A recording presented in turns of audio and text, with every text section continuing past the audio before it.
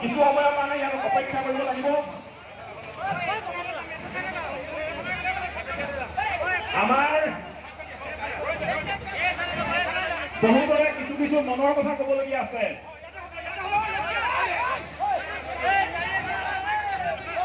আজি গোটেই কাৰ্যসূচীৰ বিষয়ে আপোনালোকক ক'বলগীয়া আছে। গতিকে শান্তি শৃংখলা বৰ্তি ৰাখি সকলো কিছু সময় মানে ৰৈ দিয়ক।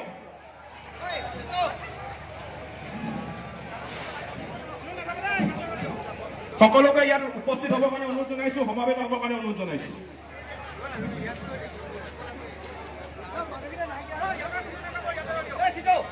আজিৰ এই কাৰ্যসূচীত সমবেত হোৱা প্ৰতিজন ব্যক্তিলৈ আমি আন্তৰিকতাৰে ধন্যবাদ জ্ঞাপন কৰিছো। আমাৰ মাজত বসন্তদা আছে, শৃংখল আছে, মনিকা আছে আৰু বিভিন্ন জাতীয় জনগোষ্ঠীয় দল সংগঠনৰ সন্মানীয় বিষয়ববীয়াসকল আছে। সকলোৱে তেওঁলোকৰ মনৰ কথা আপোনালোকৰ আগত ক'ব। এইটো কাৰণে ক'ব যে আমি কোৱা কথাখিনি এই শিৱসাগৰ নগৰৰ মাজমজিয়া প্ৰতিজন অনা অসমীয়াই কাণৰ ফুটা দুটাৰ ভিতৰত সোমাই শুনিব লাগিব। গতিকে আমি সকলোৱে প্ৰথমতে সকলোকে এটা আহ্বান জনাইছো, সকলোৱে একেলগে ক'ব জয়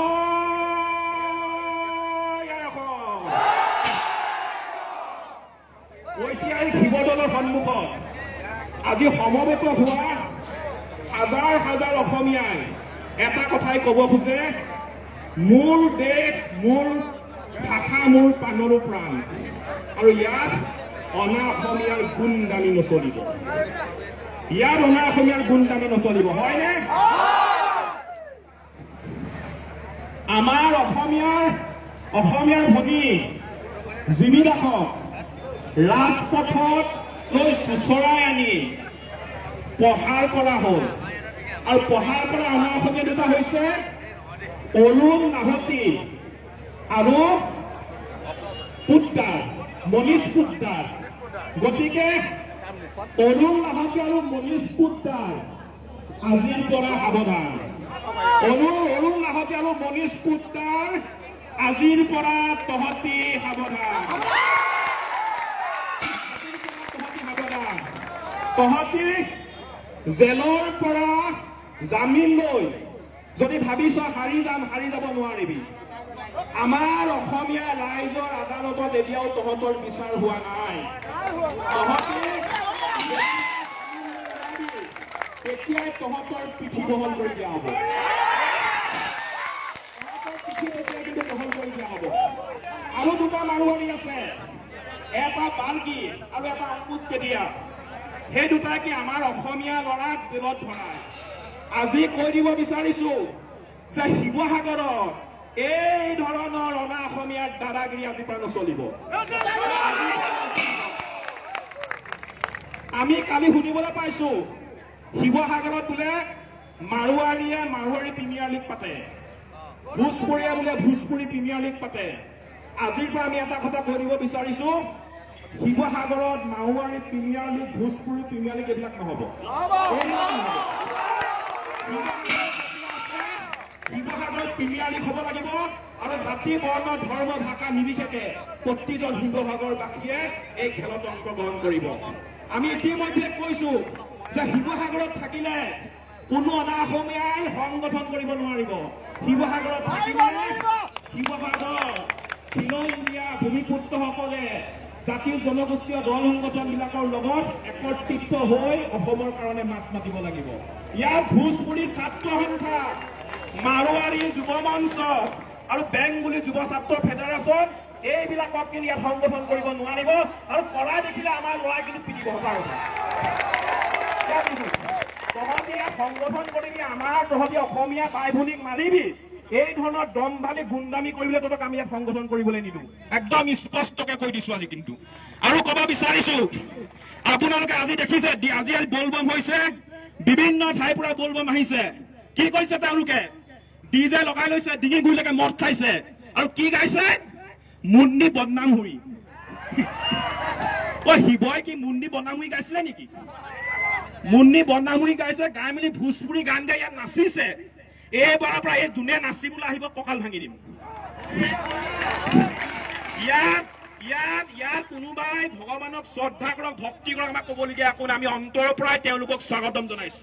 কিন্তু ডিঙিলৈকে মদ খাই মুন্নি বদনাম হুই যদি কোনোবাই গাবলৈ আহে, আমি গাবলৈ নিদিওঁ। আমি গাবলৈ নিদিওঁ। হয়নে নহয়? হয়নে নহয়? স্পষ্ট কথা। এই মাতৃভূমিত অনাদি অনন্তকাললৈ খিলঞ্জীয়া মানুহৰ প্ৰভুত্ব থাকিব লাগিব, আধিপত্য থাকিব লাগিব। হয়নে? অসমৰ ভাষা, কলা, কৃষি, সংস্কৃতিয়ে চিৰদিন চিৰকালৰ কাৰণে উচ্চ স্থানত জিলিকি থাকিব লাগিব। হয়নে?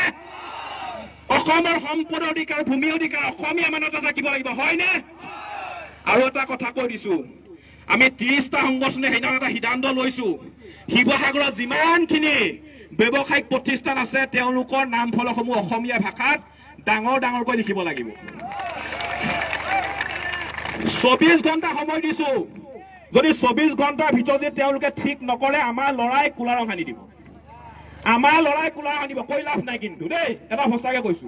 গতিকে আজি আমি আমাৰ কাৰ্যসূচী দিশে আগবাঢ়িব বিচাৰিছো। গতিকে সকলোৱে একেলগে কওক, জয় আই অসম। অনা অসমীয়া গুণ্ডামি কোনো কাৰণতে সহ্য কৰা নহ'ব। ইয়াৰ পিছতে আমাৰ মাজত থকা সদৌ টাইম ছাত্ৰ সন্থাৰ কেন্দ্ৰীয় সমিতিৰ সন্মানীয় সভাপতি শ্ৰদ্ধাৰ বসন্ত গগৈদেৱ আছে। মই তেওঁক চমুকৈ দুআষাৰ ক'বৰ কাৰণে অনুৰোধ জনাইছো। সকলোকে ধন্যবাদ জ্ঞাপন কৰিছো। এটা স্পৰ্শকাতৰ বিষয়টো হৈছে যে অসমত স্থলগিৰি খিলঞ্জীয়া জনগণে নিজৰ অধিকাৰৰ পৰা বঞ্চিত হৈছে। এইখন শিৱসাগৰ, যিখন শিৱসাগৰে সম্প্ৰীতিৰ কথা কয়, সমন্বয়ৰ কথা কয়, যিখন শিৱসাগৰে কোনো বিভেদৰ শিৱসাগৰ স্থলগিৰি খিলঞ্জীয়া আৰু 98% স্থলগিৰি খিলঞ্জীয়া বসবাস কৰা এইখন শিৱসাগৰত যেতিয়াই স্থলগিৰি এজনী জীয়াৰীৰ ওপৰত বহিৰাগত বনিয়াৰ দুষ্ট চক্ৰই দুপৰতে যেতিয়া তেওঁৰ গাৰ বস্ত্ৰ ফালিলে, যেতিয়া তেওঁ ৰাজপথত গুৰুলাগুলকৈ পিটিলে, সেই সময়ত আমি আৰু বুজিবলৈ বাকী নাথাকিল যে 98% খিলঞ্জীয়া বসতি প্ৰধান এইখন শিৱসাগৰটো বহিৰাগতৰ দপদপনি ক্ৰমান্বয়ে বাঢ়ি গৈছে আৰু খিলঞ্জীয়াৰ অস্তিত্ব বিপন্ন হৈছে। এই যে খিলঞ্জীয়াৰ অস্তিত্ব বিপন্ন হৈছে, এই যে অসমত অসমীয়া অধিকাৰী হেৰুৱাৰ উপক্ৰম ঘটিছে, তাক লৈ ৰাইজ একত্ৰিত হৈছে। এই একত্ৰিত হোৱা ৰাইজে কোনো কংগ্ৰেছ, কোনো বিজেপি, কোনো ৰাইজৰ দল, কোনো CPI দলক সমৰ্থন কৰি বা এগেইনষ্ট কৰি এই ৰেলী উলিওৱা নাই। আমি ৰেলী এই কাৰণে উলিয়াইছো যে খিলঞ্জীয়াৰ আধিপত্য অসমত অনাদি অনন্ত কালৰ কাৰণে থাকিব লাগিব। এইখন অসমত সম্পদ আমাৰ, অধিকাৰ আমাৰ হ'ব লাগিব। এইখন অসমত বজাৰ আমাৰ, পথাৰ আমাৰ হ'ব লাগিব। আৰু এই শ্লোগানে আগবাঢ়িবলৈ যাওঁতে এইখিনি দুষ্ট চক্ৰই খিলঞ্জীয়া ঠলগিৰি ৰাইজৰ পক্ষত নাথাকি কেইটামান পইচাৰ বিনিময়ত বহিৰাগত দুষ্ট চক্ৰৰ পক্ষত লোৱা দেখা যায়। আমি আজি এইকাৰণে ক্ষোভিত হৈছো যে আমি আজি চিতু বৰুৱা শৃংখল চলি আহোঁতে বা আমি কিয় ক'বলগীয়া হৈছে যে তোমালোকে শিৱসাগৰত অসমীয়াৰ সংগঠন তোমালোকে কৰিব নোৱাৰিবা। এই কথাটো ক'বলৈ যাওঁতে ফেচবুক, হোৱাটছআপ বা কোনো মানুহৰ অনুগতসকলে আমাক সমালোচনা কৰিছে। আমাক কৈছে যে তোমালোকে ভোজপুৰী সংগঠনক এগেইনষ্ট কৰিছা, মাৰোৱাৰী সংগঠনক তোমালোকে এগেইনষ্ট কৰিছা, বেংগলী ফেডাৰেশ্যনক তোমালোকে শিৱসাগৰত এগেইনষ্ট কৰিছা, কিন্তু তোমালোকে আমচুক কিয় ইয়াত এগেইনষ্ট কৰা নাই? আমি পোনপটীয়াকে সেই অকল বদনৰূপী অসমীয়াক ক'ব বিচাৰিছো, সেই তোমালোকৰ বিভিন্ন নামধাৰী অনুগতসকল, তোমালোকে এটা কথা স্পষ্টভাৱে কৈ দিয়া যে তোমালোক খিলঞ্জীয়াৰ পক্ষত আছা, ঠলগিৰি অসমীয়া ৰাইজৰ পক্ষত আছা, নে তোমালোকে বহিৰাগত বনিয়াৰ পকেটত তোমালোক সোমাই আছা? ইয়াত আমচুৰ কথা নাহে, ইয়াত বিচ্ছিন্নতাবাদী শক্তিৰ কথা নাহে।